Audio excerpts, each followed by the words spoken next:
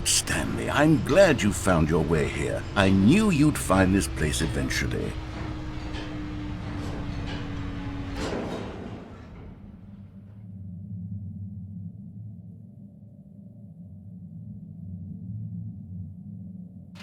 You see, your friends and I are concerned for you, Stanley.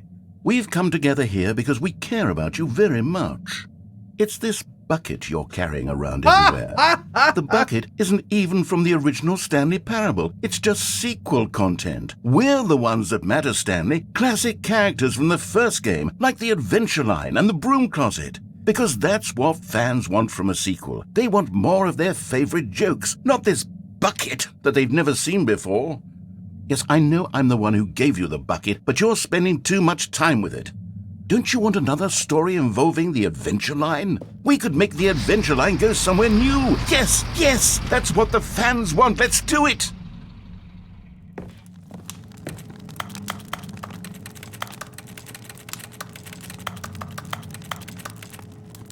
$42 below vodka. 90 months. Oh my God, code time flies when you're having fun. Seems like yesterday I watched you play This War of Mine. Good show, sir. 42 below. My dude, thank you so much for your support. That is awesome. Thank you, bud.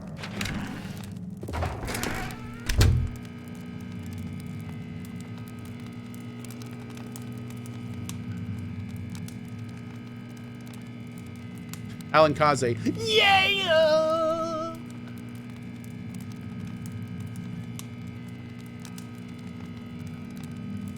What?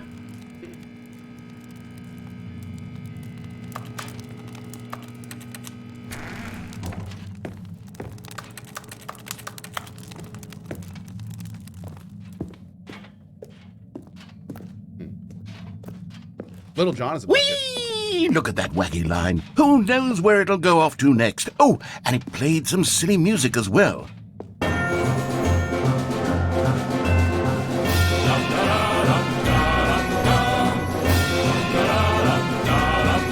Now this is what the Stanley Parable is all about. Don't you remember all those great jokes from the original dialogue? Also, Stanley is addicted to drugs and hookers.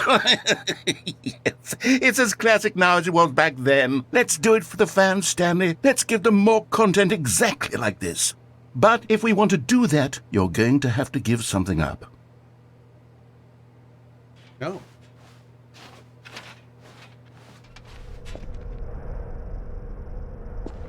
No.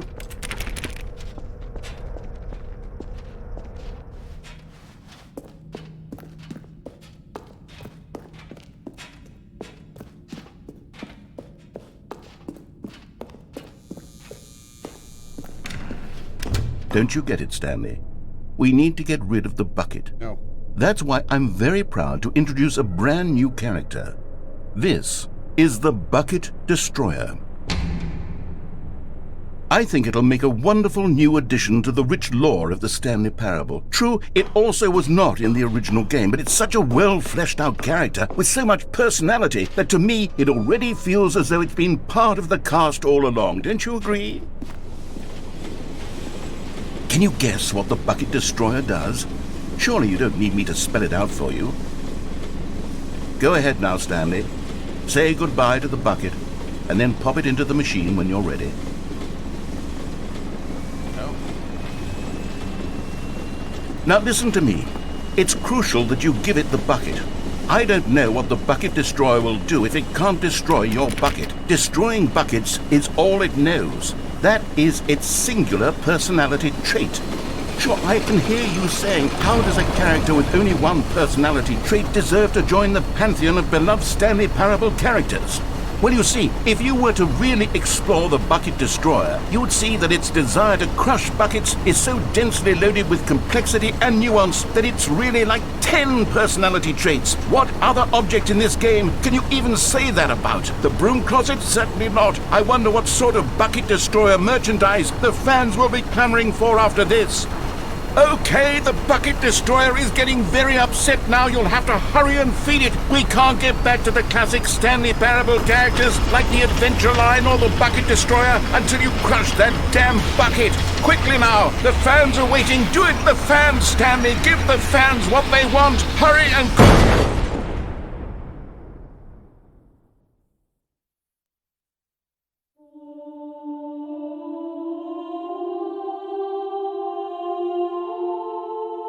bucket destroyer. My prized creation. You had so much potential. We were going to do such marvelous things with you, tell such spell-binding stories about you. All of it squandered now. Goodbye, new friend. For the moment in time that you were here, you were magnificent. Oh my God. What have I done?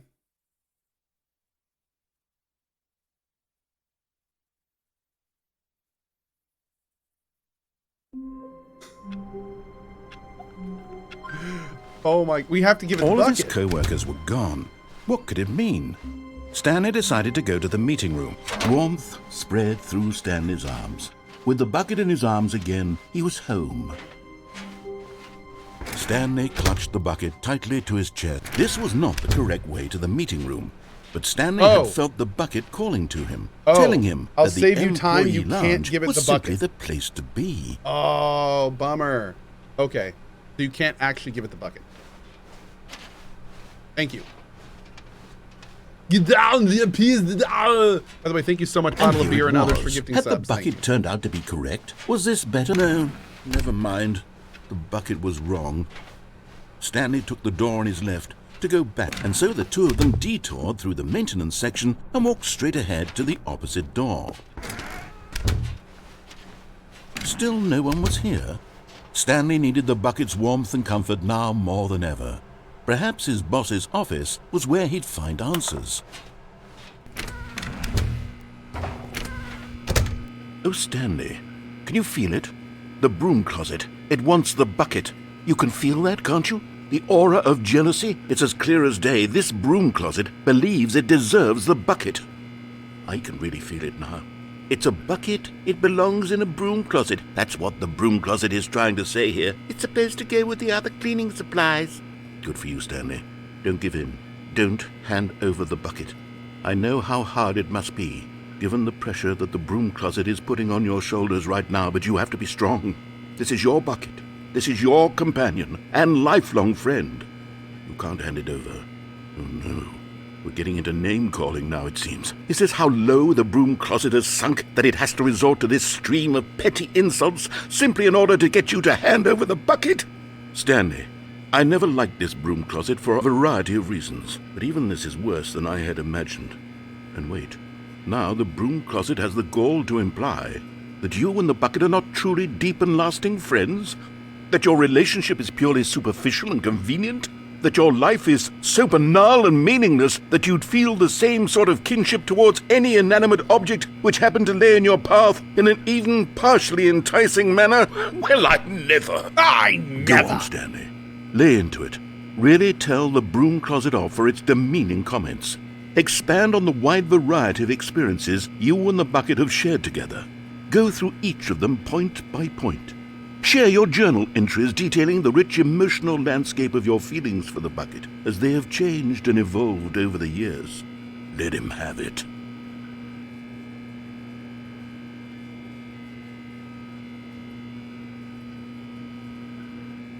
Okay, I've got you something which I think will help settle this debate once and for all. Here we go. There. Now it's settled. No more debate, no more discussion. Take a hike, broom closet, with all your meandering philosophical diatribes about the nature of cleaning supplies and their relationship to broom closets in the natural order of things.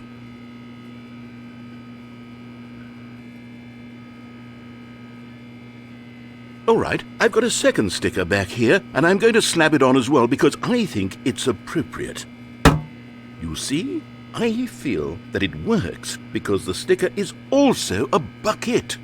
That way, if you're ever unsure whether the thing you're holding is a bucket or not, you can look down at this sticker and say to yourself, ah, it's a bucket. There really is a wide variety of applications for this sticker.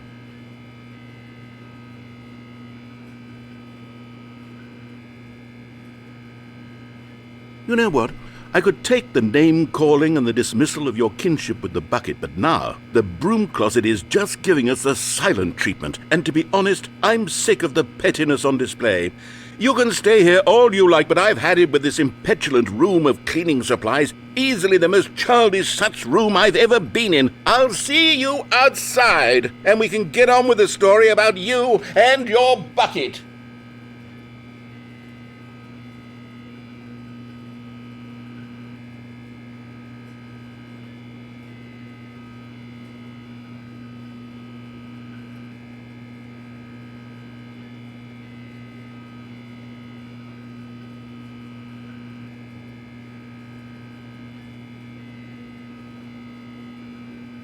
Just me and you now, bucket.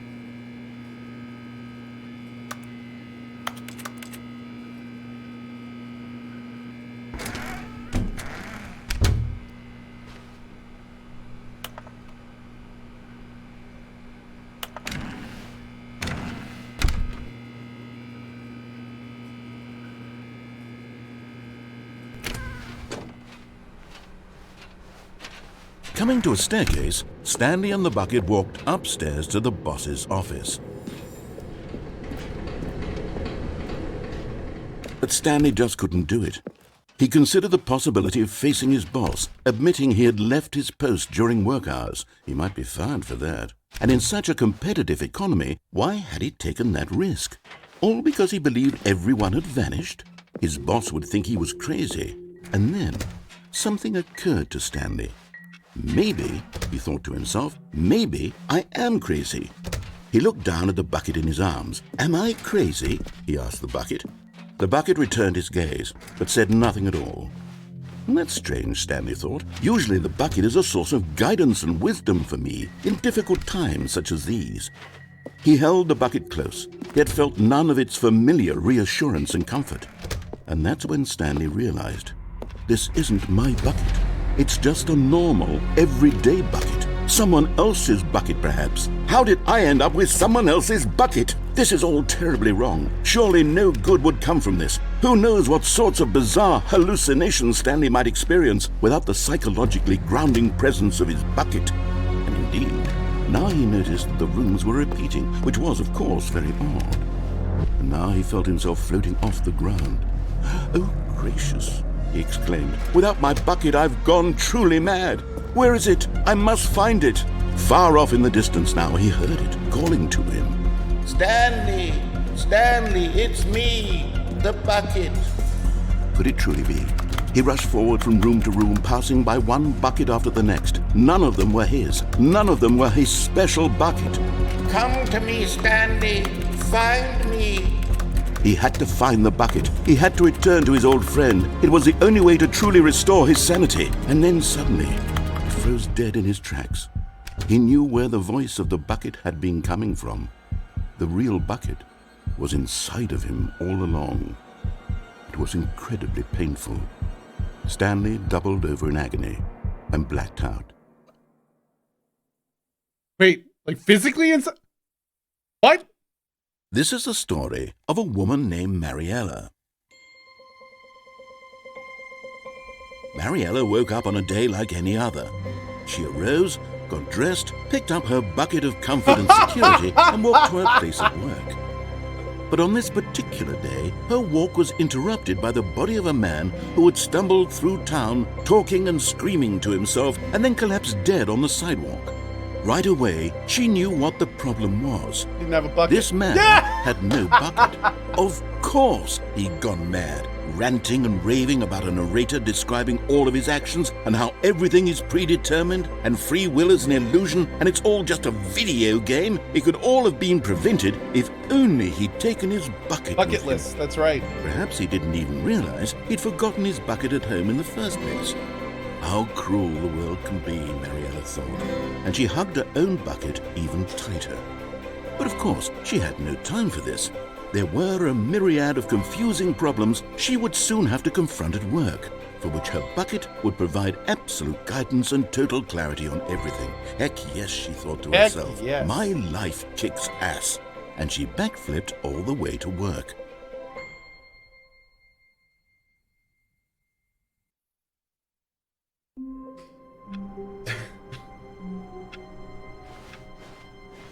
Even now, Stanley's office was a distant memory. What did it look like? There was a computer, perhaps, and a painting. Was it a painting or a photo? He could no longer recall. Stanley picked up the bucket and smiled. He'd never be alone again, not truly alone, not with the bucket around. Stanley clutched the bucket tightly to his chest and entered the door on his left.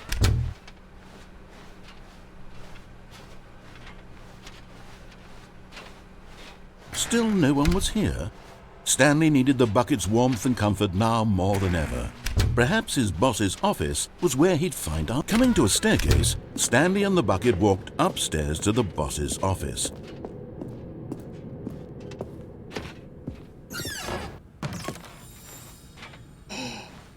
You found one of them. One of the miniature Stanley figurines. Remember, no reward for collecting all of these, only the intrinsic pleasure of a job well done. You can't buy that sort of happiness, Stanley. God knows I've tried. So, I implore you to savor each and every moment you come across one of these beautiful figurines.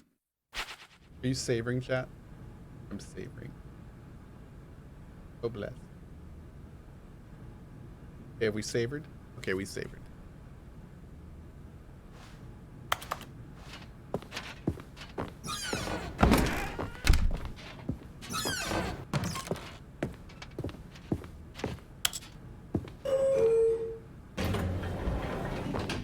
We ride the elevator with the bucket.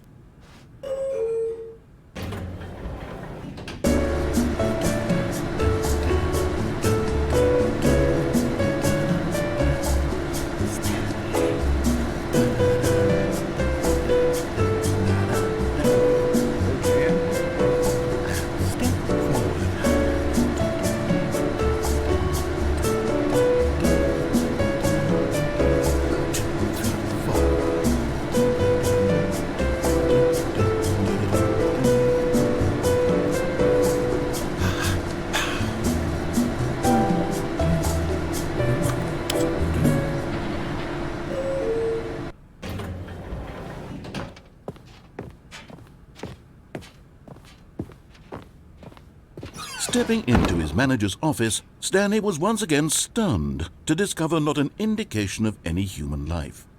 Crushed by the weight of this revelation, Stanley may have broken down into an emotional dumpster fire if not for the soothing presence of the bucket. Even now, in his darkest of hours, did the bucket's warmth and guiding light pierce the dark clouds of confusion and chaos. It would be with him always. The bucket would, and he knew it. The two of them were inseparable. At this point, Stanley was so absorbed in the tender spiritual connection he shared with the bucket that he didn't notice the keypad behind the boss's desk. Nor in his bliss of simply being near the bucket did he have any notion that the PIN number for the keypad was 2845.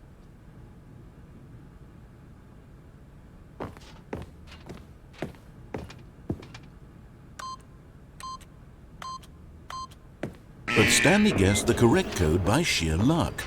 Was it that the bucket knew all along? Was the bucket guiding him? Yes, this is certainly the most logical explanation.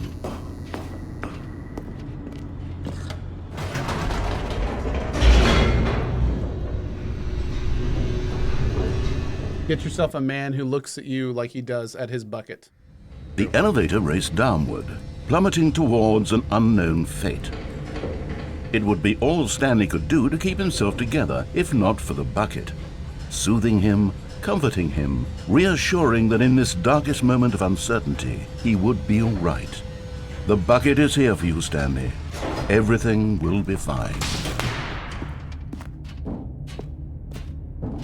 Stanley and the bucket walked straight ahead through the large door that read, Mind Control Facility. I'm totally escaping with my bucket.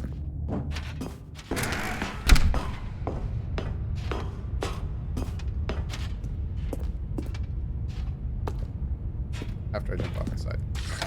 The lights rose on an enormous room packed with But just as Stanley was about to proceed further into the mind control facility, he tripped and fell over the railing and into the dark void below. Thankfully, he fell directly onto the bucket, which safely cushioned his fall. Now, what to do next, Stanley wondered. Stanley and the bucket could find no way out of this enormous pit, and so eventually they decided that the best thing to do would be to simply get comfortable down here. So they set up a little couch and relaxed. It really wasn't so bad down here, a bit cold perhaps. After some time had gone by, they installed a few shelves as well, and a sort of kitchenette that was useful for when the bucket was craving paninis. But it wasn't until the rugs and the standing lamps came in that it really started to feel like a home. In fact, after some time, Stanley realized that it had been ages since he had even thought of the mind control facility at all. He'd never gotten to fully explore what was up there, never been able to unearth the many mysteries of the mind control facility. I want a panini. This lack of closure began to eat at him. Soon he was dwelling on his regrets, and the state of their home slowly decayed as Stanley became withdrawn and neglected the cleaning. It unsettled the bucket deeply. Stanley wasn't usually like this. The bucket tried to reach out to him again and again, but to no avail. All Stanley could think about, all he could talk about, was going back, doing it over again, staying on the path. It was a mistake to leave the path. It was a mistake. It was a mistake. I need to do what the narrator says. I need to see the true ending. This made no sense at all to the bucket, which was simply trying to live its life down here as comfortably as possible. Yet Stanley was inconsolable. This isn't an ending. This is just a hole in the ground. The bucket sighed. True, it wasn't an ending. But it's where we happen to be. And maybe, possibly, if we accept the reality of things, maybe this will become an ending eventually. It's what the bucket was counting on. The two of them waited for a very long time.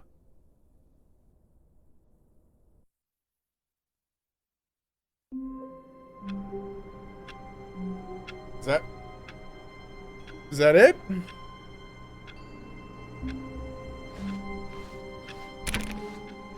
A soft wind blew outside and perhaps rain started, and if it did, it stopped shortly after. Stanley hoped that he would one day see weather. The good old bucket. Just Stanley and the bucket, off on another thrilling adventure together.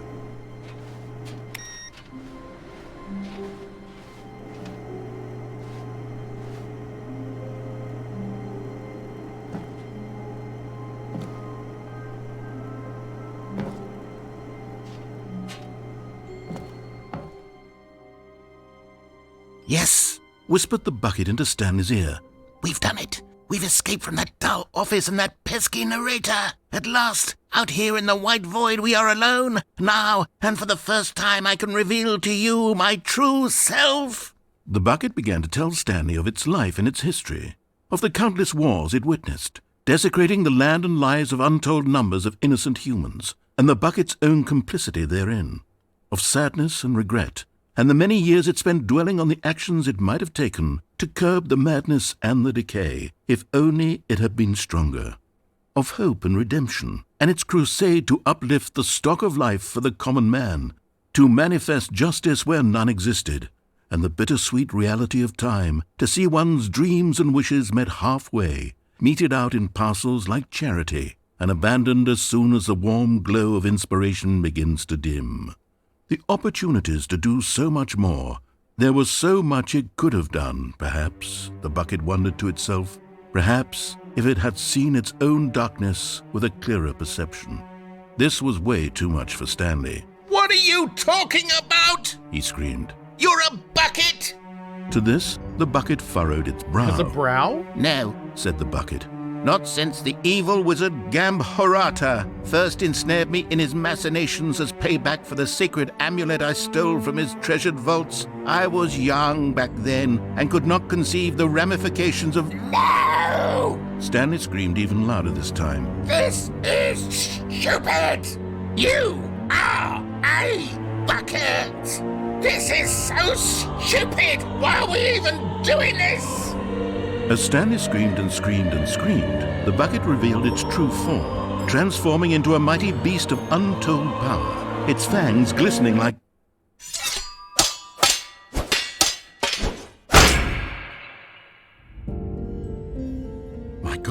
Stanley, you did it.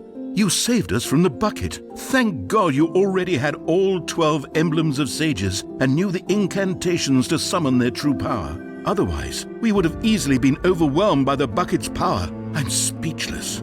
You've demonstrated such bravery here today. Come, let's restart the game, and we'll agree to never again go trifling with this bucket, nor the dark magic cast away inside of it.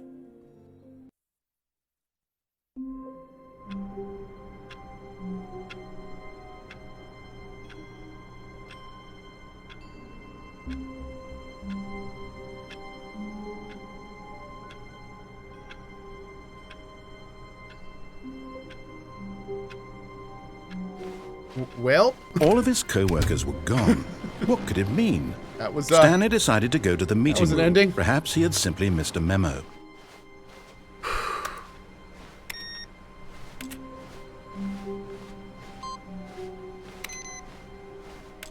Where are we going today? The bucket asked. Stanley just smiled.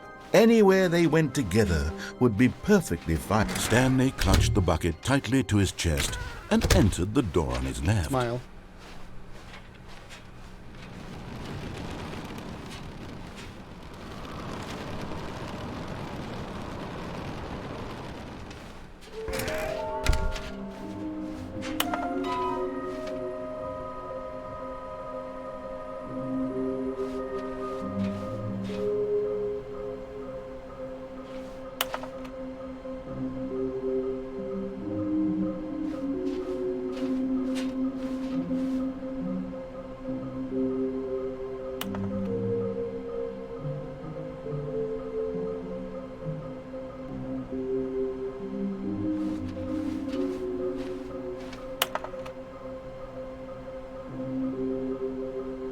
Okay.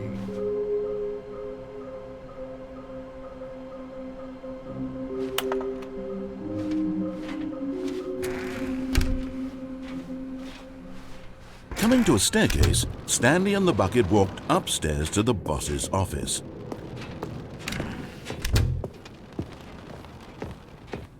Stepping into his manager's office, Stanley was once again stunned to discover not an indication of any human life. Crushed by the weight of this revelation, Stanley may have broken down into an emotional dumpster fire if not for the soothing presence of the bucket. Even now, in his darkest of hours, did the bucket's warmth and guiding light pierce, but Stanley guessed the correct code by sheer luck. Was it that the bucket knew all along? Was the bucket guiding him? Yes, this is certainly the most logical explanation.